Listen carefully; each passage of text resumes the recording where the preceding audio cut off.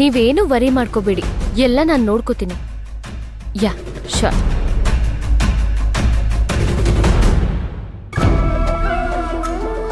ಭೈರವಿ, ನಿನ್ನ ಹತ್ರ ಸ್ವಲ್ಪ ಮಾತಾಡಬೇಕಾಗಿತ್ತು. ಏನಿದು, ಮಾತಿನ ವರ್ಷನೇ ಚೇಂಜ್ ಆಗ್ಬಿಟ್ಟಿದ್ಯಲ್ಲ? ಹಾಗೇನಿಲ್ಲ.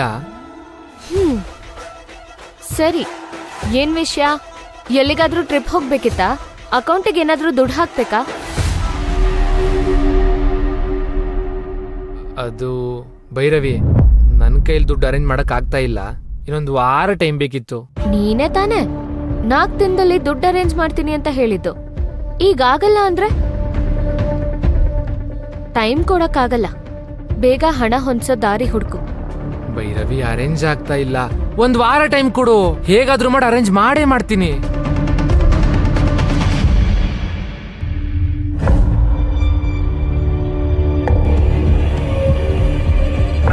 ಭೈರವಿ, ಹಾ ಅತ್ತೆ, ನಿಮಗ್ ವಿಷಯ ಗೊತ್ತಾಗಿದೆ ಅನ್ಕೋತೀನಿ. ನಿಮ್ ಮಗ ಹೇಳಿದ್ನಾ? ಹಾಮ್ಮ, ಗೊತ್ತಾಯ್ತು. ಏನೋ ತಿಳಿದೆ ತಪ್ಪು ಮಾಡ್ಬಿಟ್ಟಿದ್ದಾನೆ. ಅವ್ನ್ ಮೊದ್ಲಿಂದು ಹಾಗೆ ಅಲ್ವಾ? ಇದು ಒಂದ್ಸಲ ದೊಡ್ಡ ಮನಸ್ ಮಾಡಿ ಕ್ಷಮಿಸ್ಬಿಡಮ್ಮ. ಪ್ರತಿ ಸಲ ನಾವ್ ಹೀಗೆ ಕ್ಷಮಿಸೋದ್ರಿಂದಾನೆ ಅದ್ರ ವ್ಯಾಲ್ಯೂ ಏನು ಅಂತ ಅವನಿಗೆ ಗೊತ್ತಾಗ್ತಿಲ್ಲ. ಪದೇ ಪದೇ ತಪ್ಪು ಮಾಡ್ತಾನೆ ಇರ್ತಾನೆ. ಅದು ನಿಜಾನೇ ಅಮ್ಮ, ಆದ್ರೆ ಮಗ ಅನ್ನೋ ಮಮಕಾರ ಹೋಗಲ್ಲ ಅಲ್ವಾ? ಸಣ್ಣ ಪುಟ್ಟ ಅಮೌಂಟ್ ಆಗಿದ್ರೆ ಹೇಗೋ ಅರೇಂಜ್ ಮಾಡ್ಬಿಡ್ತಿದ್ದ. ದುಡ್ಡು ತಗೊಂಡಿರೋ ಅವ್ನ್ ಫ್ರೆಂಡ್ ಕೂಡ ಲೇಟ್ ಮಾಡ್ತಿದ್ದಾನೆ.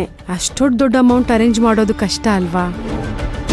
ಇದೆಲ್ಲ ಯಾರಿಗೂ ಗೊತ್ತಾಗ್ದೇ ಇರೋ ಹಾಗೆ ದುಡ್ಡು ಖರ್ಚು ಮಾಡ್ಬೇಕಾದ್ರೆ ಗೊತ್ತಾಗ್ಬೇಕಿತ್ತಲ್ವಾ ಅತ್ತೆ?